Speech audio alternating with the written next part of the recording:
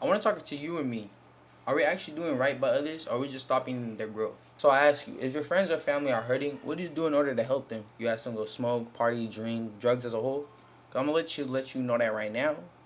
That is not the way you help another person feel better. And I know all may seem simple, but just listen to what I'm about to say. Say your friend's hurting, and you decide to take that guy or girl to a party, right? They end up getting faded. They go home with somebody else, whoever that person is, right? How do you think they're gonna wake up the next morning? The way they felt last night, faded as fuck with that person that they took home. You think they're gonna feel that good still? Like really think about that.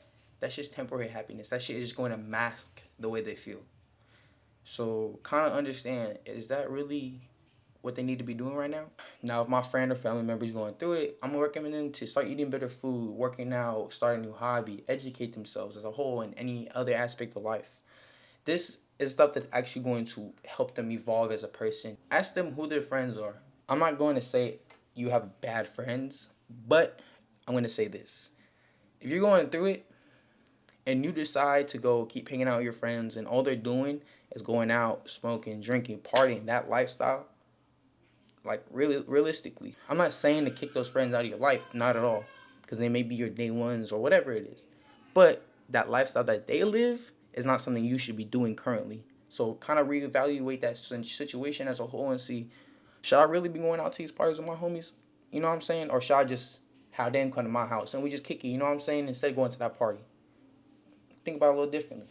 Also, to all the ones out there who say you can't create a hobby out of thin air, or just like that in a few days, whatever it is, right? Yeah, no fucking shit, you can't. But what you can do is go do something you don't fucking normally do to start seeing new parts of life, which allows you to build more interest in different things which you wouldn't have even thought about, and that's going to help you find your hobby. You might not find it this month by trying three, four. Say you go four new places they've never been to, right? Or four new events, whatever it is. You might not exactly find your new hobby just then, but it's going to start helping you find it in soon. Try something else to help your brain, you know what I'm saying? Upgrade a little bit, you know what I'm saying? When I was younger, means like my junior year of high school, I was so stuck onto this one aspect of life, which was video games. I wanted to go pro so badly at video games my entire life. And if you were to tell me right now that I'm making this YouTube video right now or TikTok, whatever it may be, on reading books, eating better food, working out. I don't really work out that much as I used to, but besides the point. And as a whole, just experiencing new parts of life. I would have told you you're crazy or something like that because I just loved video games. Like I was so stuck. And then throughout life, I started, getting a little sad or, just life started hitting me at that time. So I took it upon myself to start doing new things, which at that time was working out and I got a job.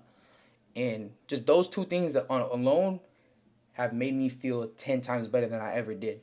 Like, ever. And it's not because of the money, it's not because of the way I looked, it's just the way I felt doing everything I was actually doing, which was completely different than video games. And so allowing myself for my brain and my eyes to visually, you know what I'm saying? Just allowing myself to see all these new aspects of life, which was working out and going to work. That literally changed my entire life. Like literally, that junior year when I got a job at Wingstop, that shit changed my entire life. Like literally. It allowed me to see way new parts of life that I've never witnessed ever. And it just changed me like that. And I'm not saying it's gonna be easy. Like you're going to have to I force myself to do all those things. You have to force yourself and stay disciplined and not let the way you feel get in the way of what you need to do to help yourself evolve as a person. So I need you to remember that. So now I want to ask you, after this little discussion which we had, which person are you? Person A, the person who goes out, parties, drinks, lives that lifestyle, and recommends others. Oh yeah, come with me. Let's go party. It's gonna be hella fun. I know you're going through it, Gio. So I bet you that party's gonna be so fun. You're gonna feel 10 times amazing because you're gonna be with all these females, all these drinks, all that. Or your person B who tells that person to get in their bag in whatever way that is, whether that's school, side hustles, work. I don't know what it may be, but are you person B or are you person A? Which person are you? Which life are you recommending? Which life do you live? Ask yourself that, and you know what I'm saying. Really evaluate everything in your life and really dial down on who you are. I hope you're person B, but if you're person A, do some thinking. I'm not saying you gotta stop it. Maybe you rich as fuck and you got it all. You got it all. But if you're rich as fuck, you definitely got some knowledge for the most part, right? So why is it that you choose to put all your homies on with this lifestyle rather than the game which you have? I'll leave that up to y'all. Person A or person B? That's up for you to decide. Good luck with that shit.